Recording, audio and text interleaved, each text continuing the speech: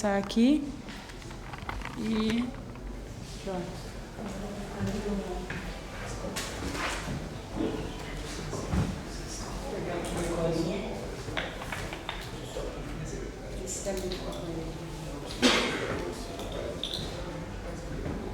Um, dois, três, como a gente grava.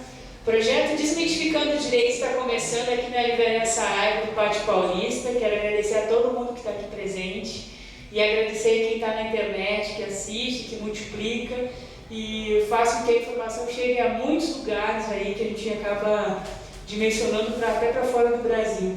Quem está aqui do meu lado é o professor Vitor Hugo Stuck. Ele hoje vai falar sobre empregados domésticos, novos direitos ou antigas expectativas. Vou apresentar ele para vocês. Ele é doutorando e mestre em Direito do Trabalho pela PUC de São Paulo, bacharel em Direito pela PUC, coordenador do curso de Direito pela UMC, do campus Vila Lobos, professor assistente de Direito do Trabalho e Processo do Trabalho pela PUC, professor de Direito do Trabalho e Processo do Trabalho nos cursos de graduação e pós-graduação da UMC, professor de Direito do Trabalho do curso preparatório Pretório e Marcato, e convidado também de cursos de pós-graduação em Direito do Trabalho e Processo do Trabalho, da COGEA Campinas, Unisantos, EPD, ESA, Êxito, e também autor do Vadimeco Jurídico e de Prática Trabalho, coordenado também em conjunto com o professor Álvaro e pela professora Nathalie também, que estão aqui prestigiando a palestra do professor. E sem mais me alongar, o livro de presença está passando, entrega o certificado no final da palestra. O professor Vitor vai abordar o assunto e a gente abre para perguntas. Depois, quem tiver interesse de entrar em contato com o professor, ele também vai deixar o contato e a gente fica nessa troca de conhecimento. Obrigada pela audiência e seja bem-vindo. Carmela, muito obrigado pelo convite, por essa oportunidade. Quero também agradecer a todos por virem até esse evento, por despender do tempo de vocês para nos ouvir. E é sempre bom, né, conversarmos sobre o direito, falarmos sobre as atualidades. E essa atualidade em especial, eu acho que é um marco no direito do trabalho, especialmente no direito do trabalho brasileiro. Quando a gente fala em trabalho humano, acho que o primeiro ponto que vem à nossa cabeça é a relação de busca de sobrevivência. O ser humano, desde que existe em si, ele trabalha. A busca, então, pela sobrevivência, historicamente, demonstra que o ser humano adapta essa realidade de trabalho de várias formas. Se a gente volta no tempo, a primeira realidade que a gente tem na antiguidade clássica, na antiguidade oriental, a forma de trabalhar era sempre relegada a quem era escravo, quem era servo, quem dependia daquilo para sobreviver. Por dois motivos. Ou ele era um conquistado, que pertencia a um povo diminuído, ou ele era uma pessoa que tinha um problema de dívida.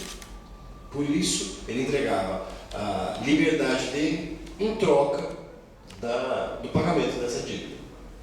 Na antiguidade clássica, quando a gente fala sobre trabalho, a origem da expressão trabalho nos remete à criação do mundo.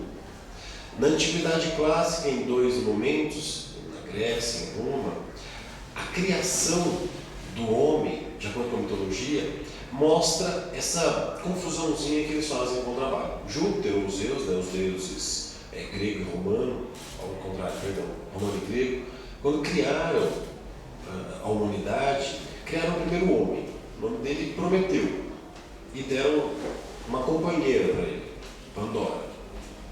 Nessa relação, ele deu de presente uma caixa, presente de casamento deles. E nessa caixa, nós tínhamos os sentimentos do mundo, bons e ruins. E ele impôs uma ordem, falou: olha, você não pode abrir essa caixa. Dá de presente para uma mulher uma caixa e fala para ela: você não pode abrir a caixa. É óbvio que a primeira coisa que ela fez foi abrir. Na hora que ela abriu, todos os sentimentos se espalharam pelo mundo. sai correndo, fecha a caixa, lá dentro fica a esperança. Muitas pessoas conhecem o mito da criação até aí. A esperança é o sentimento que fica após uma turbulência de emoções. Mas vejam, nesse ponto, continua o mito em relação ao trabalho. Júpiter impõe uma punição, já que houve o descumprimento de uma ordem mandamental divina, a punição vai ser o trabalho. A partir de agora, para sustento próprio, ele precisa trabalhar. Essa história é muito parecida com a história da criação no aspecto da Antiguidade Oriental. Quando Deus cria o primeiro homem, ele cria Adão e Eva, coloca os dois no paraíso para viverem tranquilamente e impõe uma condição: vocês não podem se alimentar do fruto do bem e do mal. Esse fruto do bem e do mal, as pessoas chamam de fruto proibido, mas é o fruto do conhecimento. Há um limite de conhecimento para o homem no aspecto antropológico, oriental, tanto judaico quanto cristão, para ele não ter o mesmo conhecimento de Deus. E aí a mulher, ludibriada pela figura do mal, pela serpente, é levada a comer o fruto. A serpente fala: se você se alimentar desse fruto, você vai saber a mesma coisa que esse Deus que criou você. Mais uma vez, coitada da mulher, ela que é levada, né, a ser o canal de... Porque mulher é curiosa, a gente sabe que mulher é curiosa. Então ela vai e se alimenta. E entrega esse mesmo alimento para o homem, para Adão. O significado de Adão é homem e de Eva é mulher, né? A origem da palavra é esse o significado. E Adão, como um bom homem, ele fala o quê? Ele fala assim: Senhora, e come esse fruto. Deus, sabendo disso, ele apresenta uma punição para os dois. Para o homem, ele fala: você está expulso do paraíso, e agora, a partir desse momento, você vai trabalhar para conseguir o seu sustento. Essa é a punição. E para a mulher? Ela vai sofrer as dores do parto.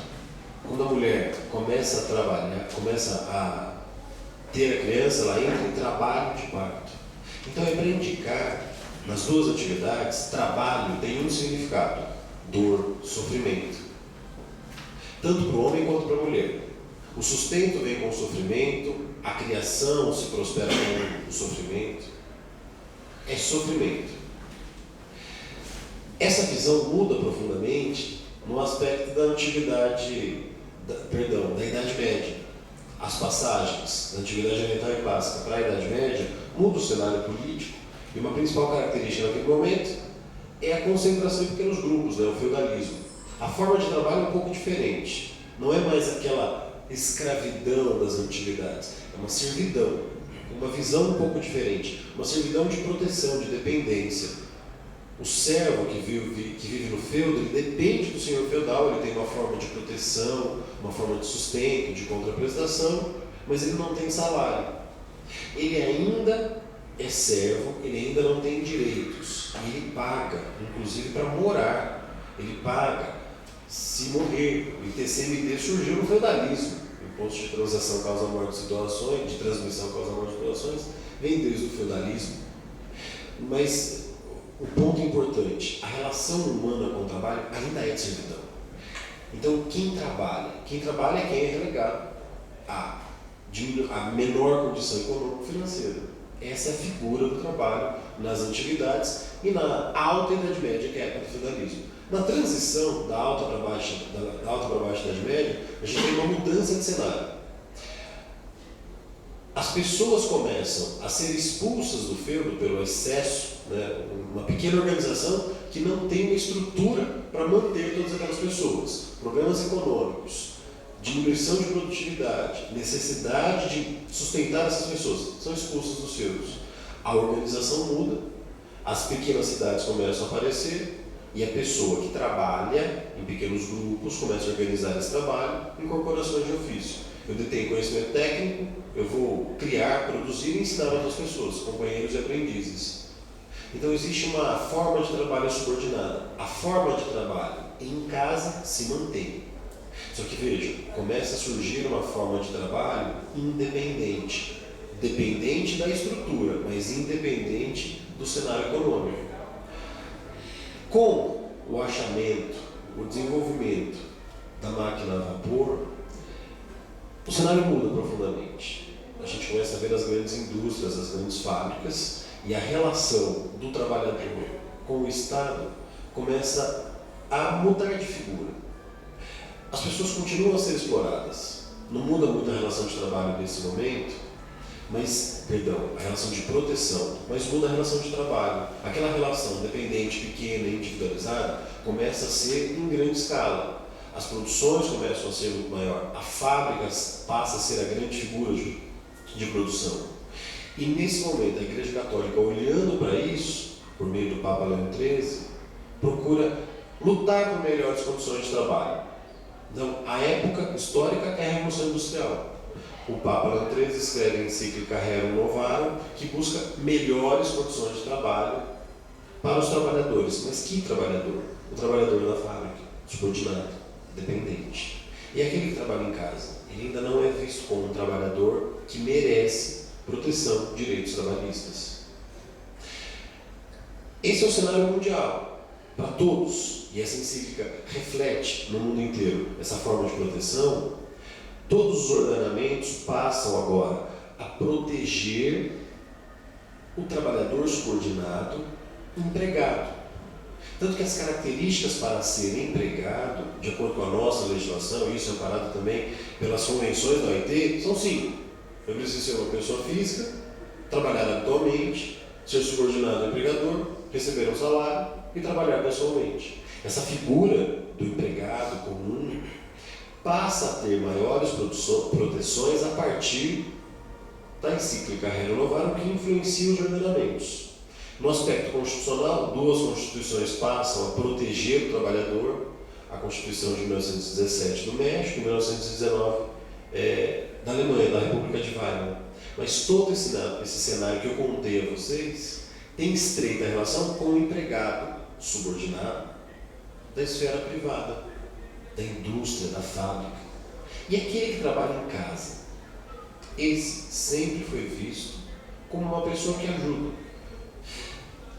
Na nossa história brasileira, nós fomos colonizados por Portugal, e uma figura de produção do nosso sistema, desde a época da colonização, foi a escravidão.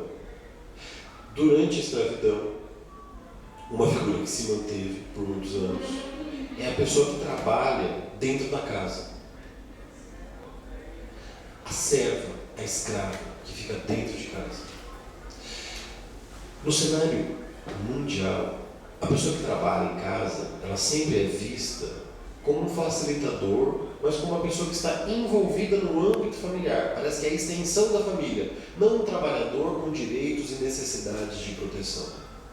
Tanto que o Brasil, pela primeira vez, em 1972, trouxe uma lei de proteção ao trabalho doméstico. Até então o doméstico não tinha nem proteção. Essa lei, 5.859, que cuida do trabalhador doméstico, vem dizer que doméstico é a pessoa física que trabalha não habitualmente, continuamente. Então, uma pequena diferença já na definição do empregado doméstico. Qualquer empregado comum precisa ser habitual, mas a gente não tem um critério objetivo de habitualidade. Eu posso ser habitual indo uma vez por semana. Eu sempre dou um exemplo. Eu dava aula numa faculdade ano passado, eu ia quinta-feira, das 21 às 22h30. Era essa a minha jornada de trabalho na faculdade. Eu era habitual? Era. Tinha contrato de trabalho, carteira de trabalho assinada. Agora, dá para transportar essa ideia do trabalho doméstico? A pessoa que vai uma vez por semana, ela pode ser considerada empregada doméstica? Pelo conceito de continuidade trazido na Lei 5859 de 72, a jurisprudência afirmou o entendimento que não. No Brasil, nós não vemos o trabalhador doméstico com um dia de habitualidade. Essa pessoa é diarista. Ela presta serviço, recebe. Mas veja, ela vai toda quarta-feira. O empregador, a empregadora, para facilitar, não paga por dia, paga por mês. Então a gente sai do conceito de pessoa física, pula esse conceito de continuidade, verifica a subordinação, porque ela cumpre as obrigações da casa, tem uma contraprestação mensal, que é um salário, e trabalha pessoalmente. Por que essa diferença de não ter habitualidade ou continuidade e não amparar direitos trabalhistas? Historicamente, quem trabalha em casa para ser empregado tem que ter essa extensão da família, tem que estar inserido nos afazeres domésticos diários. Tanto que a jurisprudência formou um entendimento. É empregado doméstico aquele que está 3 vezes por semana na casa. É um critério temporal facilitador da jurisprudência, mas não da vida do empregado. Então hoje a ideia da continuidade, tanto que o projeto de lei que fala do trabalho da diarista permite que a pessoa seja diarista até 2 vezes por semana, o que é um contrassenso no aspecto da habitualidade que a gente tem para todos os empregados. Mas enfim, é o que ficou. Agora, não basta ter esses 5 requisitos. Existem mais 2. Tem que trabalhar no âmbito residencial ou familiar e em atividade não lucrativa. Âmbito residencial ou familiar se estende a qualquer proximidade com o contratante. Então, dentro da casa é âmbito familiar. Agora, o motorista que leva as pessoas da casa para fazeres pessoais ou até profissionais, mas dentro do âmbito familiar, é doméstico. O sujeito que está numa chácara, num sítio, cuidando da casa, o caseiro, é doméstico. Por mais que ele tenha trabalho rural lá dentro, ele faz uma horta, ele cuida, desde que não tenha atividade lucrativa para o empregador, ele continua sendo doméstico. Então vejam, a ideia do doméstico é sim ser extensão da casa. Existe uma organização que cuida dos aspectos trabalhistas no âmbito internacional, que é a Organização Internacional do Trabalho. Ela surge num momento histórico muito importante, que é a Primeira Guerra Mundial, o Tratado de Versailles, lá na parte 13, em alguns artigos, 387 a 427, cria a OIT. E a OIT sempre edita normas no âmbito internacional para a proteção do trabalhador. A OIT fez a convenção número 198, recente, para cuidar de direitos trabalhistas, e ela passou a entrar em vigor esse ano. A OIT existe desde 1919. O trabalhador doméstico só foi ter uma norma de proteção dentro da OIT em 2013, quase 100 anos depois. Qual foi o pensamento? A OIT começou a perceber que havia uma discriminação em relação ao empregado doméstico para o empregado comum. Prova disso? O Brasil. O Brasil, com a Lei 5859 de 72 e com a Constituição de 88, trouxe direitos trabalhistas ao doméstico, mas muito pequenos em relação ao empregado comum. Um exemplo: a Constituição, no artigo 7º, parágrafo único, antes da alteração da emenda 72, que é o objeto da nossa conversa de hoje, trazia apenas 9 direitos. E o empregado comum tem 33. Então o empregado urbano tem 33 incisos do artigo 7º a ele garantidos. Ao passo que o empregado doméstico tinha 33, tinha 9. 33 para o urbano, 9 para o doméstico. Por que essa discrepância? Um argumento que eu acho um absurdo, é uma opinião minha. O empregado não está inserido na atividade lucrativa do empregador. A atividade dele não gera lucro para o empregador. Desde quando o empregado precisa gerar lucro para alguém? Nós não temos instituições sem finalidade lucrativa, e a pessoa que está lá dentro, não é empregado comum, recebe salário, tem proteção previdenciária, proteção social. Não existe diferença, mas o argumento é: o doméstico não tem esses direitos porque ele não está inserido na atividade lucrativa. Eu acho que é mentira. Alguém que já tentou cuidar da casa, passar roupa, fazer comida e trabalhar, preconceituosa a minha frase, né? Porque parece que trabalho de casa não é trabalho. É a mesma coisa que o professor. O professor, além de dar aula, o senhor trabalha?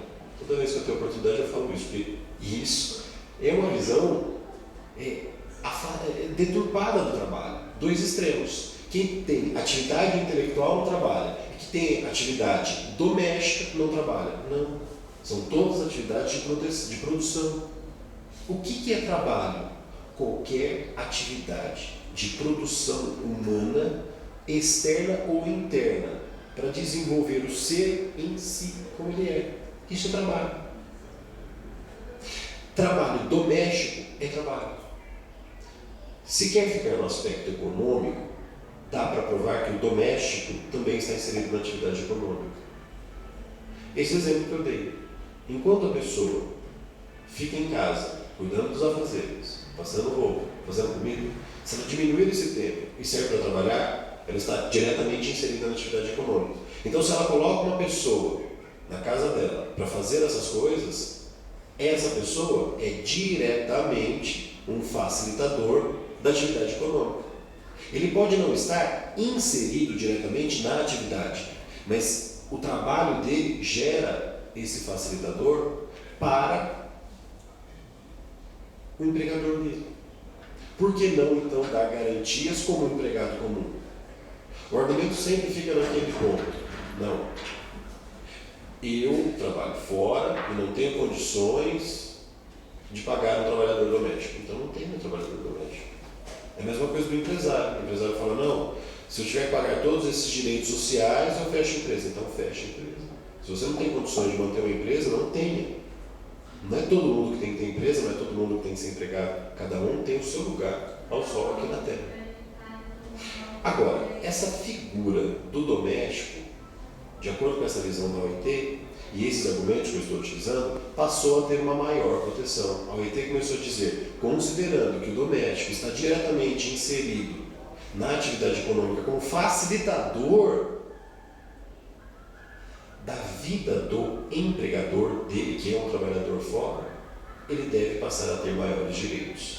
No Brasil, quais eram os direitos? Pouquíssimos. Ele tinha direito ao salário mínimo, à irredutibilidade salarial, a férias com adicional de 1/3, ao descanso semanal remunerado, a licença maternidade de 120 dias, a licença paternidade de 5 dias, tinha direito ao aviso prévio e à aposentadoria.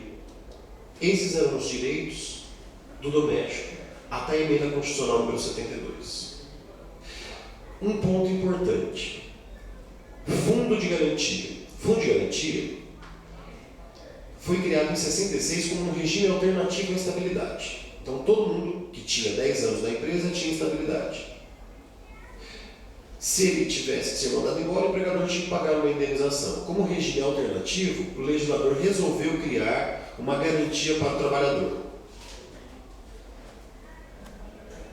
Essa garantia, ela passou a funcionar desde 66 com uma escolha. O empregado optava ou pelo fundo ou pela estabilidade e o empregador fazia o depósito de 8% do salário do empregado todos os meses, o que ao final de um ano dava um salário.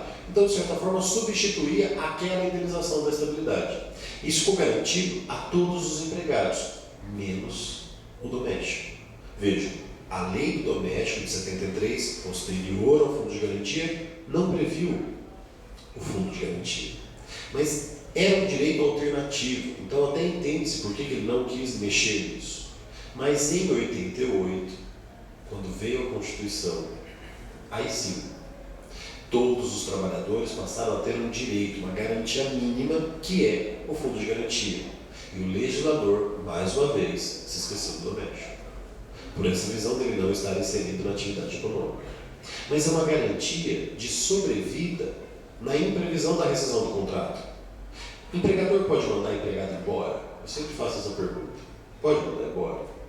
Aí a resposta é pode, desde que indenize. Se tem que indenizar, por que pode? Porque veja, se eu posso, eu não tenho nenhuma outra obrigação a não ser o fato de fazer. Então eu não posso. E se eu fizer, eu indenizo. Agora, essa garantia que eu digo a vocês, da indenização, ela está prevista no artigo 7º, inciso 1 da Constituição. Essa previsão não está nos direitos garantidos ao doméstico. Então, o doméstico pode ser mandado embora? Pode. Tem alguma proteção? Não. Os outros tipos de trabalhador, esses sim. Esses não podem ser dispensados. Para tentar amenizar essa disparidade de proteção entre trabalhador comum e trabalhador doméstico, o legislador em 2006 colocou lá na lei do empregado doméstico uma questão facultativa. Então o empregador, ele dava o fundo de garantia ao doméstico se ele quisesse. Aí tem um aspecto constitucional importante. O parágrafo único do artigo 7 dá os 9 direitos do doméstico, agora ele foi ampliado, mas até então só tinha 9 direitos. A interpretação majoritária do TST e do STF foi que esse rol era taxativo. Então eu não podia ampliar um direito, eu não podia criar uma nova obrigação sem alterar o texto constitucional. Por isso o legislador falou, fica facultativo ao empregador, caso ele queira, ele dá o fundo de garantia. Muitos empregadores nem ouviram. Falaram, não, eu não vou alterar isso. Agora, um outro direito, aí sim, delicadíssimo, não era assegurado ao doméstico e ficou vinculado ao fundo, porque também não está no parágrafo único, que é o seguro-desemprego. São as duas garantias que todo trabalhador tem na imprevisão da dispensa. Essa situação, sou mandado embora, não esperava por isso, eu tenho dinheiro guardado numa conta do fundo de garantia e eu tenho também uma sobrevida de 3 a 5 meses com um dinheiro previdenciário, essa é a ideia da previdência, até eu arrumar um novo emprego. Doméstico não tem direito a seguro-desemprego. O inciso 2 do artigo 7º também não está no parágrafo único. Aí o legislador teve uma sacada, a meu ver, incrível. São duas, sob o aspecto constitucional, a sacada que eu falo, são duas situações de impossibilidade de alterar ou de acrescentar sem mexer na Constituição. O fundo de garantia e o seguro-desemprego. Colocou o fundo de garantia facultativo. E o seguro-desemprego? Colocou vinculado ao fundo de garantia, está na lei, também em 2006. E para os empregados que têm o fundo de garantia, ou seja, quando o empregador quis dar o fundo de garantia, eles terão direito ao seguro-desemprego caso tenham sido dispensados naquela época como domésticos e tenham trabalhado como domésticos por 15 meses nos últimos 24 meses. Porque se ele tiver outra forma de trabalho, ele ainda está no período de carência da Previdência. Então ele vai ter direito ao seguro-desemprego pela Previdência. O que o legislador fez foi tirar aquele que já está desprotegido como empregado comum e passar uma mínima proteção como empregado doméstico. Então vejam, até a emenda 72, como é que era o direito do trabalhador? Fundo de garantia facultativo. Seguro-desemprego, condicionado ao fundo de garantia. Se fosse dispensado e tivesse o fundo de garantia e trabalhado por 15 meses como doméstico nos últimos 24, ele tinha seguro-desemprego. Quanto? 3 meses de um salário mínimo cada. Muito pouco. Muito pouco. Hoje qualquer empregado que ganha um pouco mais tem um seguro-desemprego de 5 meses de R$800. Considerando esse tempo, né, trabalhar 15 meses ou 24 meses, são garantias mínimas de sobrevida que o legislador pensou para melhorar a condição do doméstico. Isso já existia, mas uma coisa que eu nunca entendi, isso era muito aceito, era a questão da jornada de trabalho.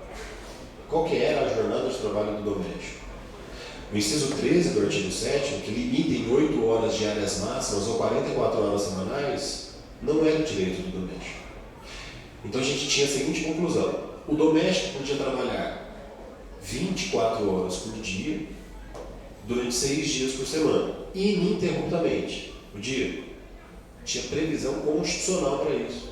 Porque se o empregador não podia proibir, se ele não era proibido de fazer isso, ele era permitido de exigir isso. Então não havia limite na jornada de trabalho do doméstico. Quais foram as mudanças? Nós tivemos, em 2013, a emenda constitucional número 72, que alterou o parágrafo único do artigo 7º. Então, essas 9 garantias foram alteradas e agora nós temos 25. Ainda não temos as 33. Então, aquela visão da OIT de equiparar o trabalhador doméstico ao trabalhador urbano não se manteve. Ainda nós não temos os mesmos direitos. Para piorar um pouco, algumas coisas foram sim profundamente alteradas. Por exemplo, o artigo 7º, inciso 13, foi inserido no parágrafo único. Agora, doméstico tem direito a uma jornada de 8 horas diárias ou 44 horas semanais. Pode fazer acordo de compensação, ou seja, aumentar um pouco a jornada diária, no máximo 10, e diminuir em outros dias, desde que a jornada da semana seja 44. Mudou profundamente. Mas essa mudança é importante num aspecto: dar mais efetividade ao trabalho dele com qualidade. E atrelado a isso, a condição física de qualquer pessoa precisa ser respeitada no âmbito do trabalho. O trabalho doméstico é um trabalho extremamente desgastante, fisicamente. Então precisa de um limite de jornada. Por que a pessoa trabalha 8 horas e o doméstico trabalha 20? É muito mais difícil ficar em pé passando roupa do que ficar sentado no computador. Tenho certeza. Coitado da minha mulher, tem que fazer isso. O trabalho doméstico, e veja, é interessante, né? A visão social. A gente sempre fala em empregada doméstica, porque parece que é um trabalho da mulher. Não, é um trabalho do ser humano, homem ou mulher. Historicamente, quem trabalhava nessa condição era a mulher. Mas esse direito foi garantido. Esse já está valendo. Ele já tem direito a uma jornada de 8 horas. E se ele exceder o outro inciso, o 15, que fala da jornada extraordinária, também foi acrescentado imediatamente. Ele já tem direito a uma jornada extraordinária com adicional de no mínimo 50%. Eficácia imediata. E o que mais alterou? Todo mundo começou a falar: não, agora ele tem direito ao fundo de garantia, ao seguro-desemprego, à remuneração do trabalho noturno superior ao diurno. Mentira. Não. Está na Constituição, Vitor. Você está enganado. Então, o texto constitucional fala assim: aumenta alguns incisos, né? São assegurados a categoria dos trabalhadores domésticos, os direitos assegurados nos incisos, e aí continua: e atendidas as condições estabelecidas em lei e observada a simplificação do cumprimento das obrigações tributárias. O que o legislador está dizendo? O valor para ele vai ser menor. Não exige muito do empregador porque ele não tem dinheiro. Simplificação das obrigações tributárias, principais e acessórias, decorrentes da relação de trabalho e suas peculiaridades, os previstos nos incisos. Aí olha só os incisos que eles deixaram para regulamentação em lei. O primeiro, que fala da proteção contra dispensa sem justa causa. O trabalhador tem direito à proteção contra dispensa sem justa causa? Tem, todos os trabalhadores. E o doméstico? Agora ele tem. Só que não temos da lei. Que lei? Não sei, ainda não veio. Todo esse alarde de direitos do doméstico deve ser visto com uma cautela. Realmente, agora ele tem a proteção contra a dispensa sem justa causa. O empregado comum que é dispensado sem justa causa recebe uma indenização de 40% sobre os depósitos no fundo de garantia. E o doméstico? Não sei, ainda não veio. A gente sabe que a lei vai ter que regulamentar, mas qual que é a porcentagem que o legislador pode colocar? A que ele quiser. Se ele quiser falar 5%, ele pode? Pode. E veja, a simplificação das obrigações tributárias principais e acessórias Esse é o ponto de debate para tentar reduzir ao máximo qualquer indenização pelo empregador. Será que isso é uma nova conquista? Ou se mantém uma antiga expectativa do México que não foi implementada? Esse é só o primeiro. O outro, inciso 2, é o seguro-desemprego. Doméstico tem seguro-desemprego? A lei do doméstico fala que o seguro-desemprego está condicionado ao recolhimento do fundo de garantia. E hoje? Hoje ele tem. Condicionado à lei. Que lei? Não tem. Por enquanto, o seguro-desemprego do doméstico permanece aquela regulamentação da lei do doméstico. Quando diz, se ele for vinculado ao regime do fundo de garantia e, no ato da dispensa, tivesse sido dispensado, trabalhado por 15 meses como doméstico nos últimos 24, ele tem 3 meses de um salário mínimo caro. Fora isso, ele não tem ainda direito ao seguro-desemprego. Vai ser o mesmo seguro-desemprego que um trabalhador comum? Não, está claro que não. Porque se fosse o mesmo, não teria essa ressalva no texto constitucional. Inciso 1 e inciso 2. Próximo. Inciso 3. Fundo de garantia. Doméstico tem direito agora ao fundo de garantia? Pelo texto constitucional tem. Qual que é a porcentagem? Não tem. Qual que é a porcentagem do trabalhador urbano comum? 8%. E do doméstico? Veicula-se como projeto de lei colocar 0,5%. Para quê? Então é melhor não dar nada. 0,5% ao mês vai dar 6% em um ano. Ou seja, menos do que um mês de um trabalhador urbano. Que direito é esse? Que garantia é essa? De certa forma, eles estão precarizando a condição. Não foi com, a meu ver, eu não sei se eu estou sendo muito rígido nisso, muito crítico a essa emenda constitucional, mas para mim foi uma decepção quando eu vi o texto final dessa emenda. Eu lembro de uma oportunidade de eu conversar com o professor Álvaro, numa palestra que nós demos em conjunto numa universidade. O professor Álvaro, com todo o conhecimento, com toda a retórica, com toda a história de vida dele, falando sobre os aspectos filosóficos, históricos do trabalhador. A construção verdadeiramente foi linda, é aquilo que a gente espera. E aí foi a minha fala, eu falei da realidade. E interessante, foi para nós dois uma frustração, assim, a gente falou, nossa, e agora, né? Quer dizer, parece que o tempo passou e nada mudou. Vejam, não estou desmerecendo a reforma, ela foi fundamental, especialmente na questão da jornada de trabalho e da hora extraordinária. E outros direitos também que eu posso citar. Por exemplo, redução dos riscos inerentes do trabalho por meio de normas de saúde, higiene e segurança. Então vejam, procurar agora cuidar do ambiente de trabalho do trabalhador. O lugar que mais tem acidente do que em casa. Quem tem filho fica todo preocupado com os riscos que a criança pode ter em sofrer um acidente. Por que não ter uma preocupação dessa com quem trabalha em casa? É difícil a fiscalização nesse aspecto. Como é que eu vou implementar as condições de meio ambiente do trabalho sadio? Eu lembro de uma situação, uma aluna que eu tive na pós-graduação, eu lembro sempre desse exemplo, porque eu cometi uma gafe muito séria. No intervalo, ela chegou conversando comigo, ela estava com a mão assim paralisada, e a gente conversando, ela falou, professor, eu sofri um acidente no trabalho. Eu falei, nossa, que sério, como é que foi? Claro, escorreguei num clipe. Eu achei que ela estava brincando, eu ri. E ela falou, sério? Me fuzilando. Eu falei, nossa, é sério, né, isso? Ele falou, professor. Eu falei, nossa, me perdoa.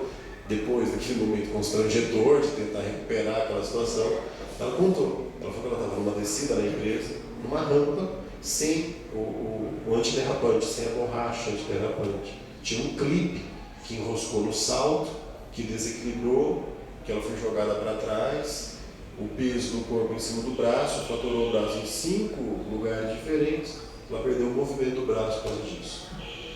A gente acha que não tem importância meio ambiente do trabalho sadio, mas são pequenas atitudes que fazem toda a diferença.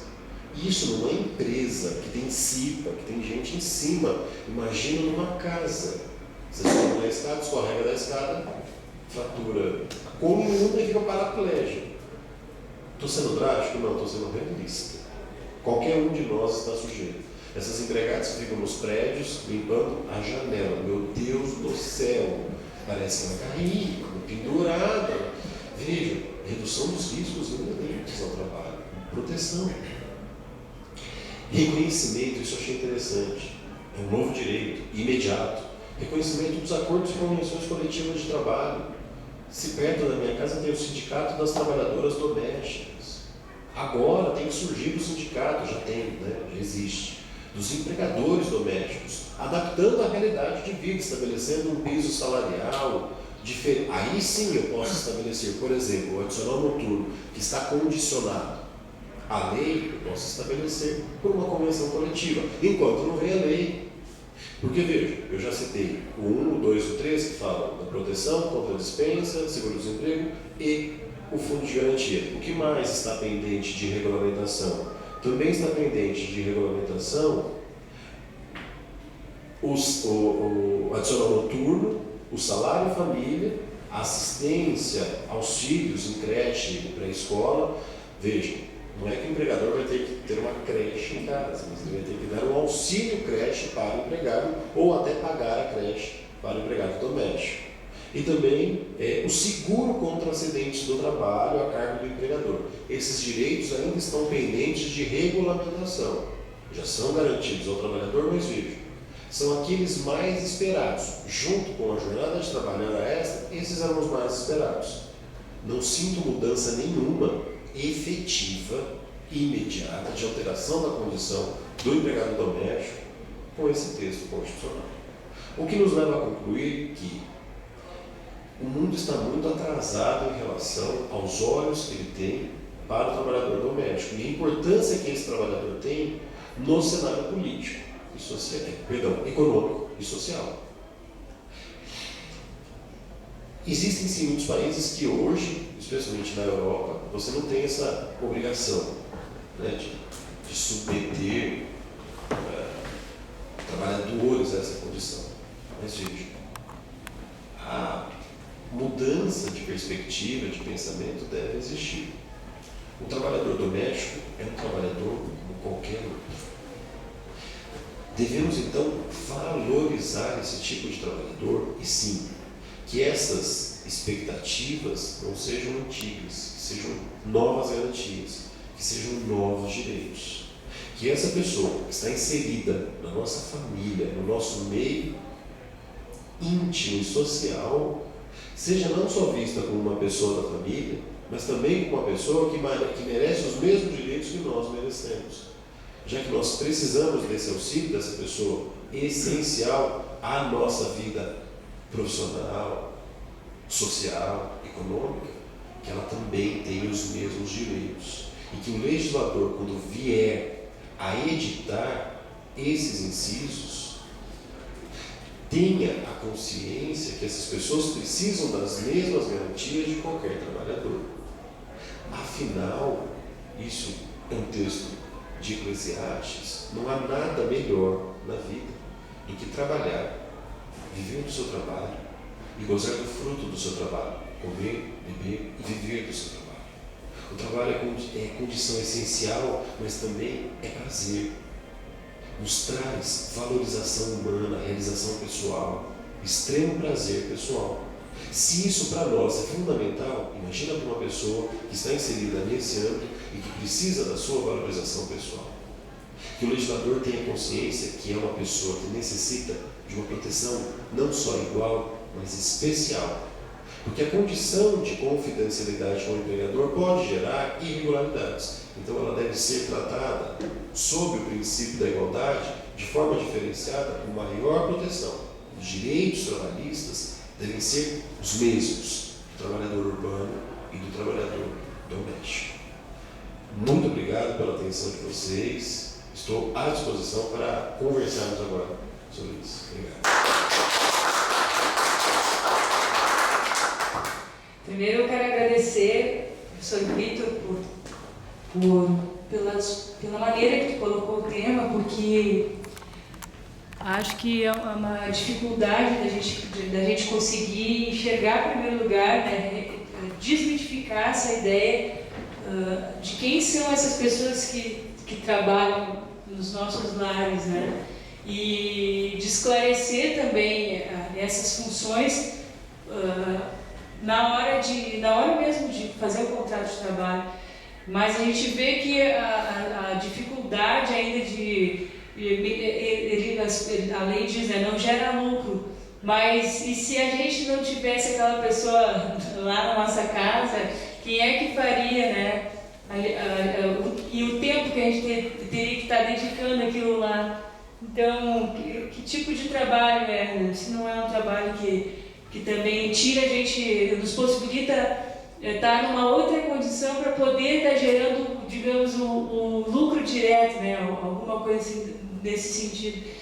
Então, eu acho que é importante, assim, se tu puder dar uma reforçada, se vocês também tiverem alguma pergunta para fazer para o professor, mas, assim, reforçar hoje na Justiça do Trabalho, como é que, na hora de, assim, até de uma fuga do empregador, dizer assim, para não pagar tantos direitos trabalhistas, ele vai dizer que ele pode utilizar essa lei, né, para burlar mesmo direitos trabalhistas. Eu queria saber se isso acontece muito, né, porque há um desconhecimento mesmo do que caracteriza o trabalho doméstico, que tipos de trabalho poderiam ser considerados domésticos e se o empregador mais atento a essa lei aí pode fazer um benefício para não cumprir as suas obrigações enquanto a nossa sociedade não consegue enxergar isso como deveria enxergar, que é um trabalho normal que merece ser tratado com uma condição de igualdade, né, nas suas garantias.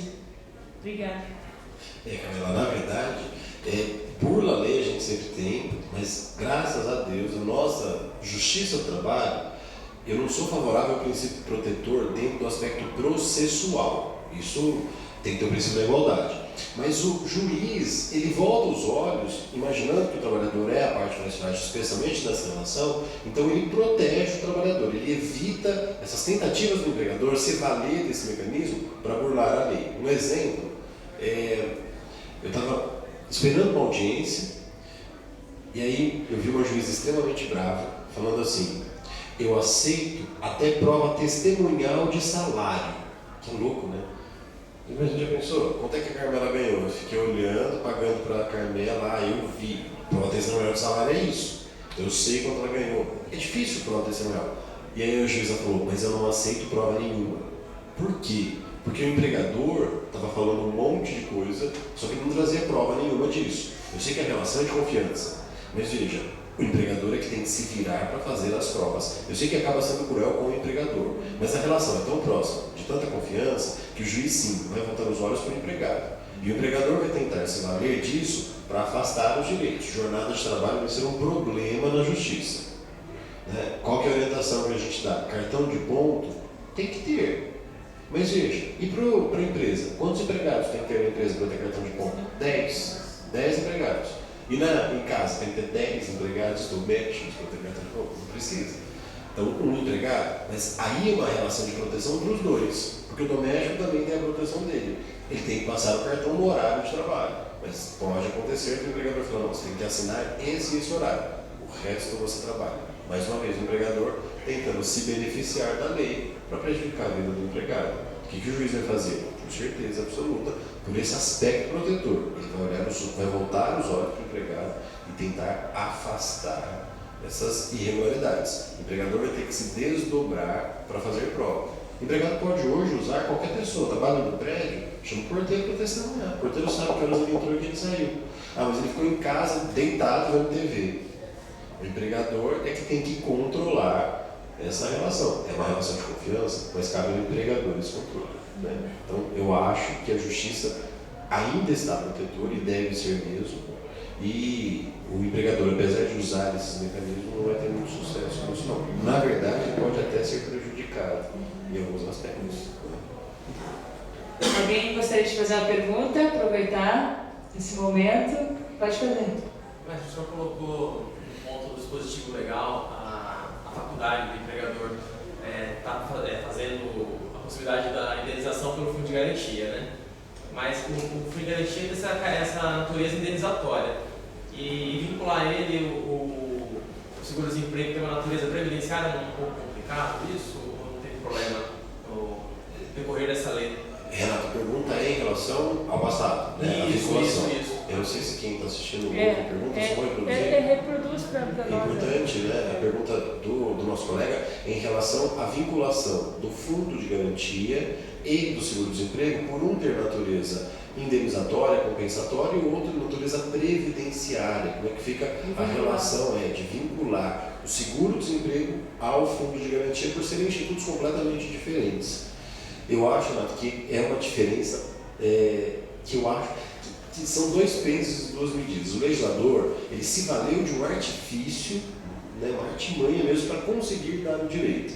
Não tem relação nenhuma fundo de garantia com previdência. São órgãos gestores completamente diferentes. A gente tem o Conselho Nacional da Previdência Social e o Conselho Nacional do Fundo de Garantia. São dois conselhos diferentes, com membros, tudo bem, todos têm participação de empregador, empregado e Estado.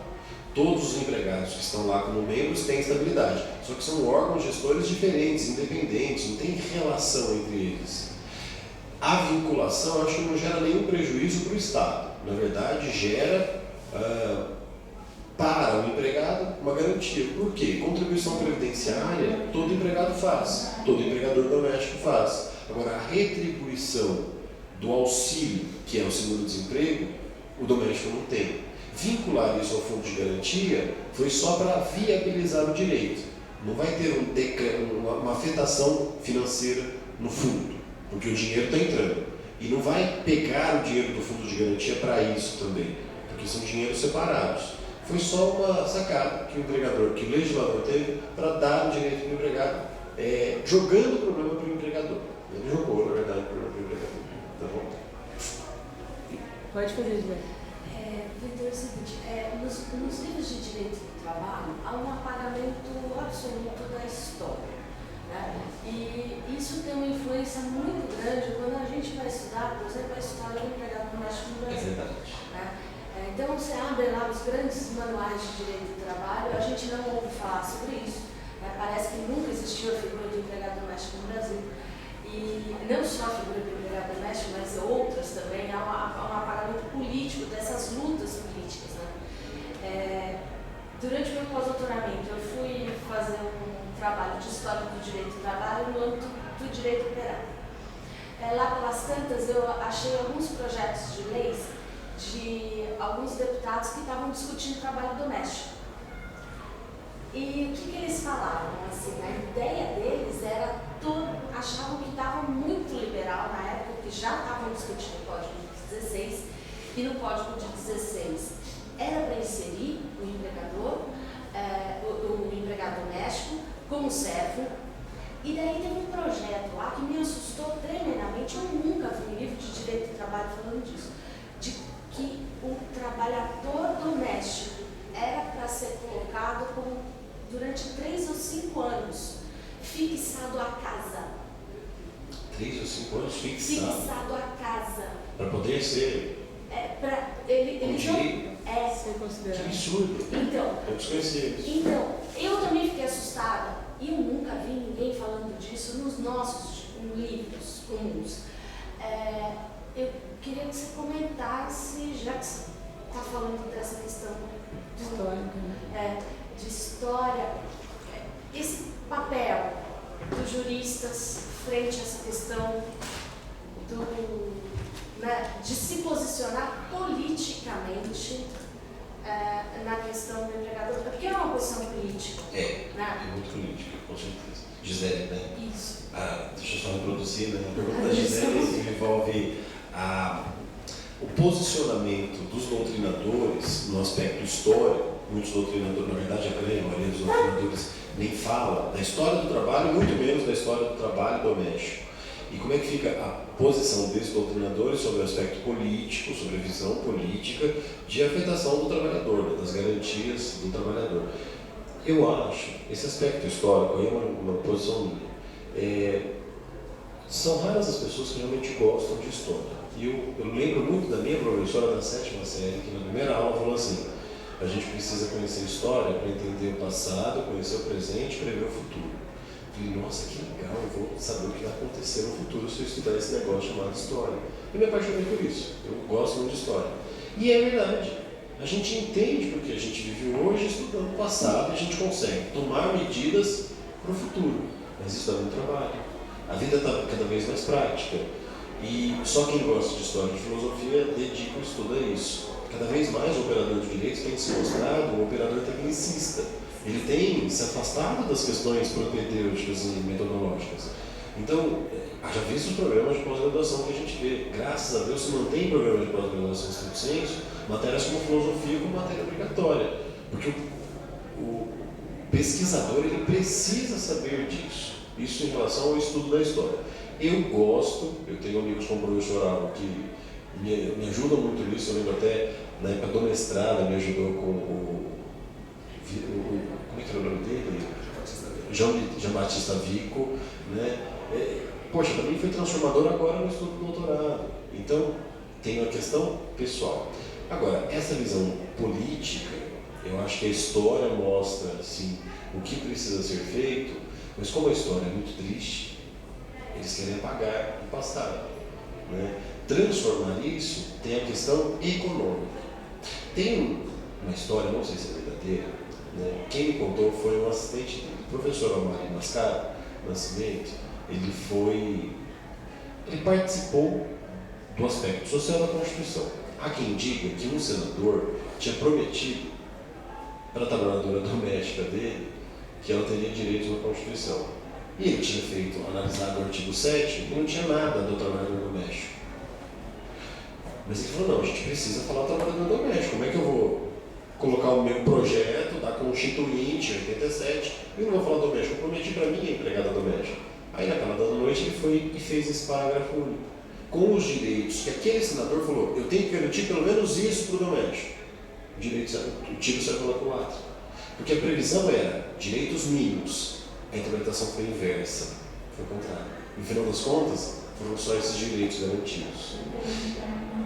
A visão política foi deturpada. Eu acho que sim, nós precisamos reacender essa discussão, trazer a história, olhar para a Organização Internacional do Trabalho, mudar a ideia do que é o trabalhador e aí sim, estabelecer maiores garantias.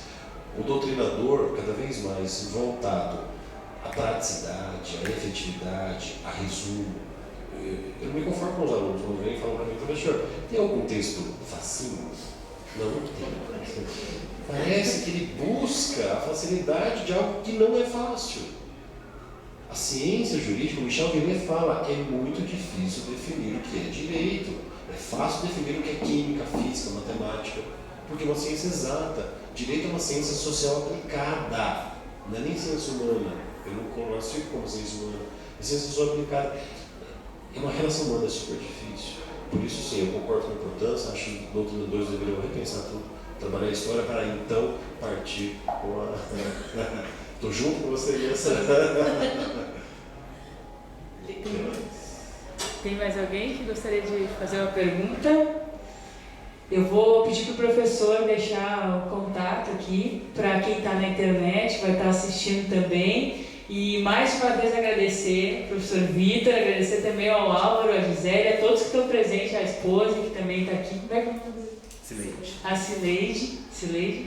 E todos que estão presentes aqui por estar aqui compartilhando esse espaço. Aí nos bastidores eu comentei que cada vez que a gente faz um evento é um público diferente e daí a gente vê que são comunidades, digamos assim, do direito diferente. Por exemplo, a edição passada foi sobre o genocídio na Armênia, genocídio armênio.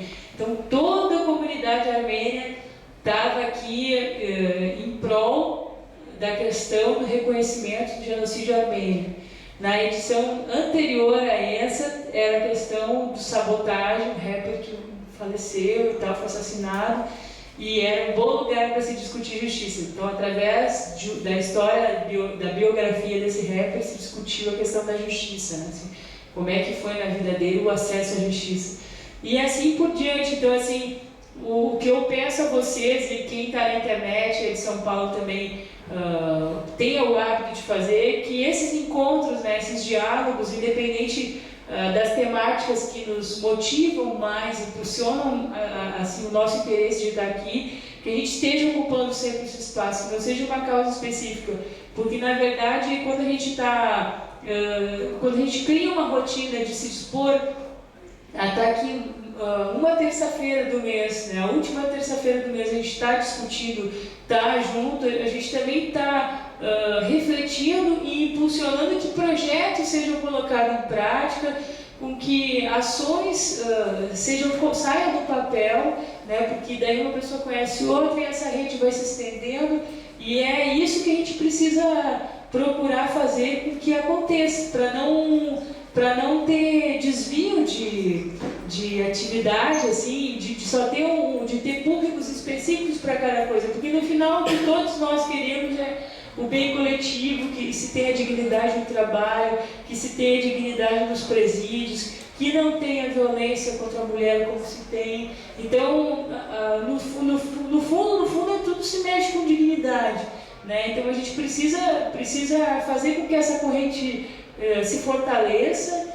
Porto Alegre já tem 8 anos essa experiência, aqui deve ter menos, deve ter uns 4 ou 5 anos no máximo essa experiência. E por ser uma cidade maior, exige também um poder de multiplicação maior, porque também existem mais atrativos, mais opções, mais coisas mesmo para se fazer, mas ao mesmo tempo as pessoas também ficam no seu seio de casa, ficam naquele conforto de às vezes não querer sair de casa para estar tendo um pouco de se desprendendo e vindo aqui, né, comparecer, pegando chuva, pegando trânsito, né, que a gente sabe que a gente está submetido aos movimentos sociais, que é muito importante. Mas é isso, eu vou passar para o professor Vitor. Vitor, mais uma vez agradeço. O Jornal Estado de Direito já convidei, está convidado, acho que é bem, se a gente puder fazer um artigo sobre esse tema, colocar esse tema no jornal. E quem está também aqui interessado em sugerir temas, palestrantes, articulistas, por favor, nos contatem, né? A gente está aqui para aprender, para trocar. E para fazer com que esse conhecimento não fique só aqui. Então, por isso que a câmera hoje é a nossa arma. Encerrando assim, eu vou dar só um exemplo de um detento, um projeto que é lá no Sul, Direito no Cárcere, que ele fez. Né? Então, ele usa essa câmera aqui que eu tenho, ele pegou e filmou cada um dos integrantes, ele ia com a câmera e a pessoa olhava, e daí tu via a reação da pessoa porque estava sendo filmado. Daí ele fez isso e teve várias reações diferentes, de espanto, de alegria, de vaidade, enfim. Daí chegou numa das celas, ele estava com essa câmera aqui, ele disse assim, faz agora, tu não disse que ia me bater, fala agora que vai me bater, vai fazer isso, aquilo. Então quer dizer, ele usou isso ali como uma forma de dizer, vem agora, faz aí o que tu disse que ia fazer, né? Não, eu sei que tem a fazer. Falou brincando, mas e aí? A gente não sabe o que está por trás daquele discurso. Então, hoje a gente tem isso, inclusive na área trabalhista, para também denunciar, não só assim, o empregador denunciando se o empregado está roubando, se está fazendo alguma coisa errada, mas o próprio empregado se proteger, né, contra o assédio moral que ele sofre dentro do ambiente de trabalho.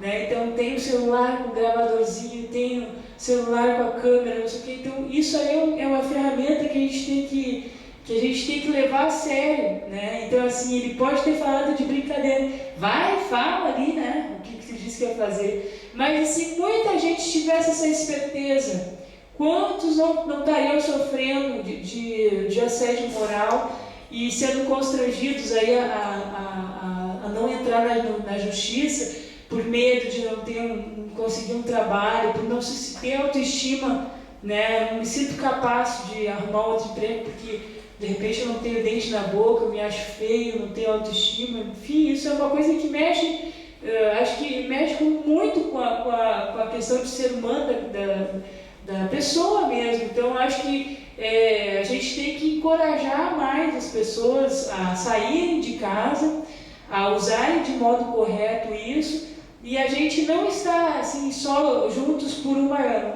tema específico, mas está junto sempre pelo conhecimento, pelo direito, pelo que o professor falou, porque hoje o que é difícil definir o que é direito, né? E o justiça, então, né? A dificuldade de se definir, das pessoas enxergarem a justiça nos mais diferentes aspectos, e não só judicializando, né? Pelo conceito de poder judiciário. Então, eu agradeço muito a atenção de vocês, a presença, vou entregar o certificado e encerro deixando as considerações finais para o professor Vitor e também para deixar o contato aqui. Muito obrigada. Eu agradeço, Camila, mesmo essa oportunidade. É sempre bom quando a gente pode conversar sobre direito, trocar as experiências. Agradeço a presença de todos vocês. Eu agradeço muito a minha esposa por tudo que ela faz por mim, por ser essa companheira de todos os momentos. Acho que se a gente consegue construir alguma coisa, a gente não pode nunca esquecer que ao lado tem uma pessoa que viabiliza e estimula tudo isso, um ao outro, também nos projetos dela. Eu espero ser o mesmo incentivador e participador como ela é nos meus.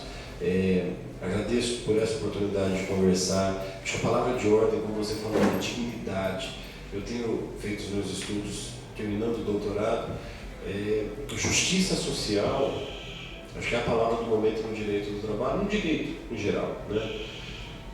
Justiça social para mim nada mais é do que um equilíbrio entre o valor social do trabalho e livre iniciativa com base na dignidade da pessoa humana. O objetivo de tudo isso é justiça social. A transformação vem através, a base é a dignidade da pessoa humana, né?